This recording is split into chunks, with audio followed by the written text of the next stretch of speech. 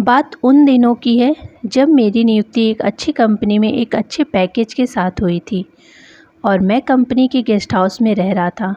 दिल्ली में वैसे भी मकान ढूंढने में थोड़ा वक्त लगता है। एक दिन शाम को लगभग 7 बजे मेरे पास एक लड़की का फ़ोन आया। सर, मैं आशा बोल रही हूँ। मैं आपसे आज ही मिलना चाहती हूँ। आप थोड़ा समय दे सकते हैं? मैं अगर आपसे आज नहीं मिली तो बहुत देर हो जाएगी। मैंने भी हामी भर दी और उसे आधे घंटे के बाद किसी समय आने के लिए कह दिया। 8 बजे आशा मेरे पास गेस्ट हाउस के रूम में थी। सर, मैं आपकी कंपनी में एक जूनियर ऑफिसर के पद के लिए इंटरव्यू दे चुकी हूँ। अभी इस विषय में निर्णय नहीं लिया गया है। मेरे घर के हालात अच्छे नहीं हैं। मेरे पिता का निधन बचपन में ही हो गया था। माँ ने मुझे बड़ी कठिनाइयों के साथ पाला है और मैं ही इकलौता सहारा हूँ उनका। यह कहकर वो भावुक हो गई और उसकी आंखों में आंसू छलक गए। मैं उसकी भावनाओं से भरी बातचीत से प्रभावित हो चुका था। उसकी सुंदरता पर मैं मुग्ध हो गया था। मेरी उम्र उस दिनों लगभग 30 की रही होगी और मैं अविवाहित भी था। दूसरे दिन आशा का बायोडाटा मैंने मेरे ऑफिस में मंगा लिया, लेकिन उसकी प्रतिभा के आधार पर उसका चयन हो चुका था। आशा को तो यही लगता था कि उसका चयन मेरी वजह से हुआ है। आशा का प्लेसमेंट मेरे ही विभाग में हुआ था। उसकी नज़दीकियाँ जैसे जैसे बढ़ती गई, मुझे वो और भी अच्छी लगने लगी।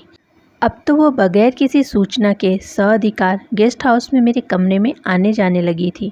कभी चाय पे तो कभी डिनर पे उसका साथ मुझे भाने लगा था। हम दोनों की नज़दीकियाँ जग जाहिर न होते हुए भी ऑफिस के सभी कर्मचारियों के मन ही मन में खटकती थी। दोनों ने दफ्तर में पूरी सतर्कता रखी थी, लेकिन जब वो गेस्ट हाउस में मेरे रूम में होती थी तो हमें पूरी स्वतंत्रता होती थी। लेकिन दैहिक संबंध की दिशा में न बढ़कर हम लोग अपने प्यार का इजहार एक दूसरे की पीठ थपथपाकर अक्सर कर लिया करते थे। अचानक आशा का ट्रांसफ़र इलाहाबाद हो गया। फिर हम दोनों एक दूसरे के संपर्क में नहीं रहे। दूरी चाहत बढ़ा देती है, लेकिन मैं अपने मन को अक्सर समझाता था कि इसके बारे में ज़्यादा मत सोचो। फिर वक्त गुजरता गया और आशा की यादें धीरे धीरे धुंधली पड़ गई। आशा से बिछड़े 10 साल गुजर चुके थे। मेरा विवाह हो चुका था। मेरी पत्नी मधु बहुत ही सुंदर और सुशील और वह सही मायने में एक सफल गृहिणी है। शादी हुई अभी कुछ ही समय हुआ था, इसीलिए संतान के विषय में मैंने और मेरी पत्नी ने कोई जल्दीबाजी न करने का फैसला किया हुआ था। अभी तो हम एक दूसरे का साथ एंजॉय करना चाहते थे। मेरी नौकरी दिल्ली में ही जारी थी। एक दिन एक पेस्ट्री की दुकान पर मैंने पेस्ट्री लेने के लिए रुका था। तभी पीछे से आई एक महिला के स्वर ने मुझे चौंका दिया। सर नमस्ते, आपने मुझे पहचाना? मैं मुड़ा तो देखा आशा खड़ी थी।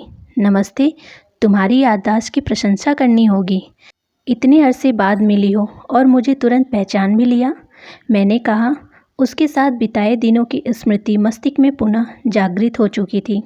इतने अरसे बाद भी उसे देखकर मुझे लगा कि अभी भी उसकी सुंदरता बरकरार है। इतने दिनों बाद दिल्ली कब आई? मैं यहीं आ गई हूँ और यहीं जॉब कर रही हूँ। आज घर के लिए कुछ केक पेस्ट्री वगैरह लेने आई हूँ। मेरे हस्बैंड और सास को दोनों को पेस्ट्री बहुत अच्छी लगती है। जो कुछ तुमने पैक कराया है उसका पेमेंट मैं अपने सामान के साथ कर दूँगा। कहते हुए मैंने काउंटर पर पैसे दे दिए। आशा ना नुना कर रही। मैंने आशा की पीठ सहलाते हुए कहा, तुम मेरे साथ ही चलो, मैं तुम्हें ड्रॉप कर दूँगा और तुम्हारे घर वालों से भी मिल लूँगा। थोड़ी ही देर में आशा के घर पहुंच गया। आशा ने रास्ते में बताया कि उसके पति का नाम जतिन है। उनका अपना बिजनेस है। विवाह 3 वर्ष पूर्व हुआ था। अभी उनकी कोई संतान नहीं है। आशा की सास ने घर का मुख्य द्वार खोलते हुए मेरा स्वागत किया। आशा ने मेरा परिचय कराया।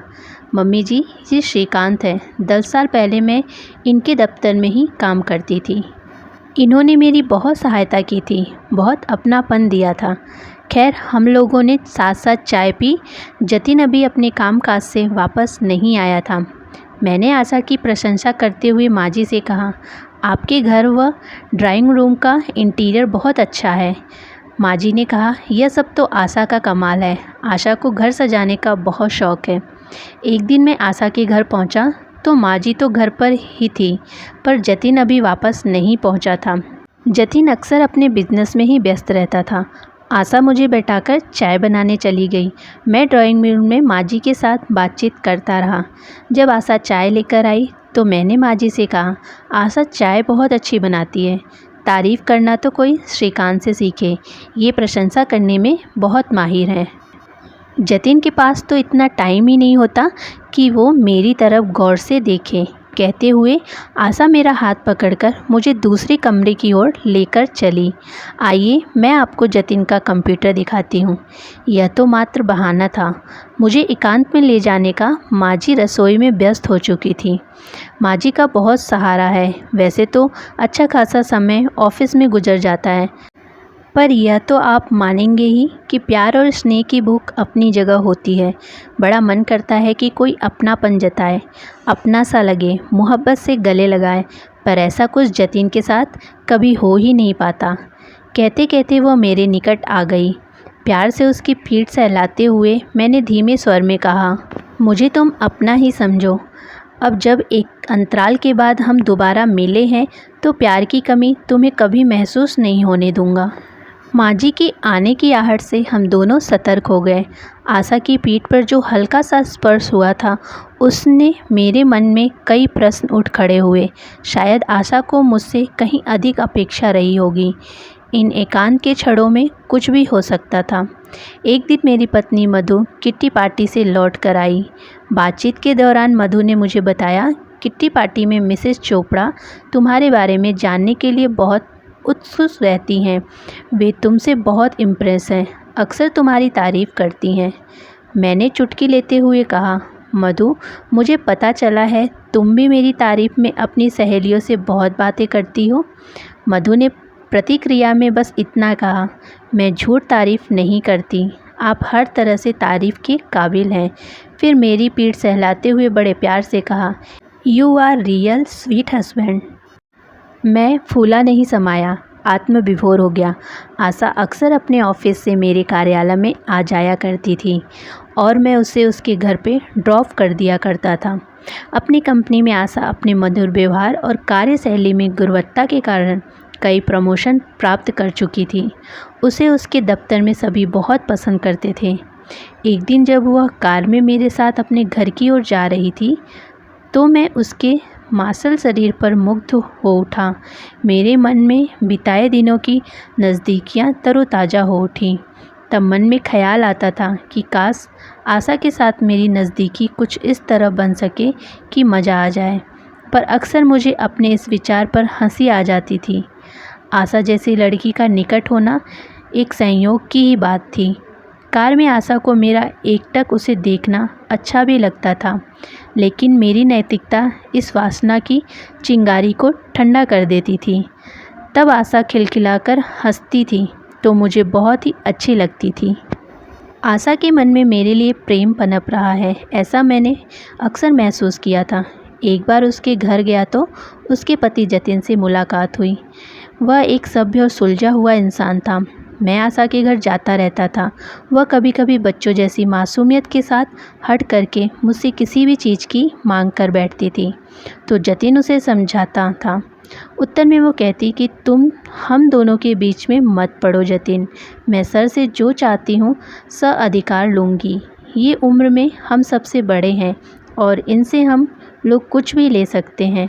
मैंने आशा को उसकी शादी की सालगिरह के मौके पर सोने का ईयरिंग भेंट किया, जिन्हें पहनकर उसने कहा, मैं कैसी लग रही हूँ यह पहनकर। मैंने कहा, बहुत सुंदर। मेरे करीब आकर उसने मेरा हाथ पकड़कर अपने सर पर रख लिया और बोली, मुझे आपका आशीर्वाद चाहिए सारी ज़िंदगी, बस ऐसे ही प्यार करते रहिएगा। मैंने कुछ नहीं कहा, किंतु मन ही मन खुश था। मेरी मर्यादा ने मुझे बांध रखा था, लेकिन अक्सर आशा के मुख पर आते जाते हाव भाव उसके दिल में छुपे तूफान को छिपाने में असमर्थ होते थे। एक दिन किसी कार्यवश जतिन को लखनऊ जाना पड़ा। अपने ऑफिस के काम से लौटते हुए आशा को लेकर मैं आशा के घर पहुंचा। रास्ते भर आशा बहुत ही प्रसन्न दिखाई दे रही थी। घर पहुंचने पर आशा ने अपने पर्स से घर की चाबी निकाली। मेरे पूछने पर आशा ने बताया, 2 दिन पहले मम्मी जी मेरे जेठ के यहाँ कानपुर गई हैं। वापसी में जतिन उन्हें कानपुर से ले आएंगे। थोड़ी देर बाद जब मैंने उसके घर से जाना चाहा तो आशा ने कहा, आप रुक जाइए, ऐसी भी क्या जल्दी है। आज मैं घर पर आपको ट्रीट दूंगी, खाना हम साथ ही खाएंगे। अकेले रहने का मौका तो कभी कभी ही मिलता है। कहते हुए उसने मुझे बाहू पास में लेने की चेष्टा की। मेरे समीप होने का वो पूरा लाभ उठाना चाहती थी। पहले तो मैं संकोचवश वहाँ से हटना चाहा, किंतु उसका आकर्षक मेरी व्यवस्था बन गया। ऐसे अतरंग क्षणों में हम एकाकार हो गए, एक अलौकिक दुनिया में खो गए। दूसरे दिन भी इसी आनंद की पुनरावृत्ति हुई। हम दोनों भोजन कर चुके थे। आशा ने कहा, आप थोड़ी देर संगीत का आनंद लें, मैं बस थोड़ी फ्रेश होके आती हूँ। वह आई तो हल्के आसमानी रंग की साड़ी में थी और बहुत प्रसन्न थी। अभी तो मैं आपको बिल्कुल भी नहीं जाने दूंगी, बस थोड़ा समय ही तो लगेगा, कहकर उसने मेरा हाथ थाम लिया और दूसरे कमरे की ओर ले चली।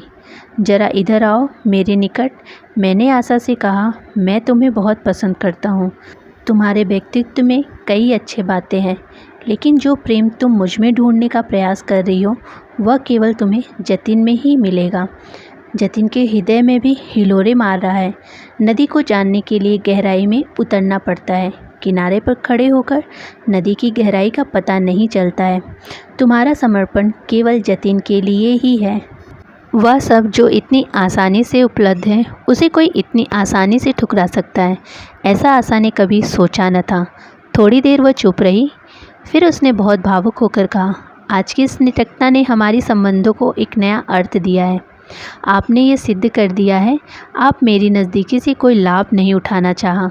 जो पवित्र प्रेम और सम्मान आपने मुझे दिया है, उसे मैं ज़िंदगी भर याद रखूँगी। आप हमारे घर आते जाते अवश्य रहिएगा। आपको अभी भी रोकने की मेरी चाहत है, लेकिन जाने का निश्चय आप कर चुके हैं। लौटते वक्त मैंने सोचा कि एक सुंदर लड़की का रूप मेरी रूह में समा चुका है। वह भी मुझे पसंद करती है, लेकिन हमारी सोच के तरीके बदल चुके हैं। सबसे अधिक प्रसन्नता मुझे इस बात की थी कि मैंने अपनी पत्नी के विश्वास को कोई चोट नहीं पहुंचाई थी। हमारा अपने अपने का हिस्से का जो प्रेम है, हमें उसी पर गर्व महसूस करना चाहिए। तो फ्रेंड्स, कहानी कैसी लगी मुझे कमेंट बॉक्स में कमेंट करके ज़रूर बताइएगा।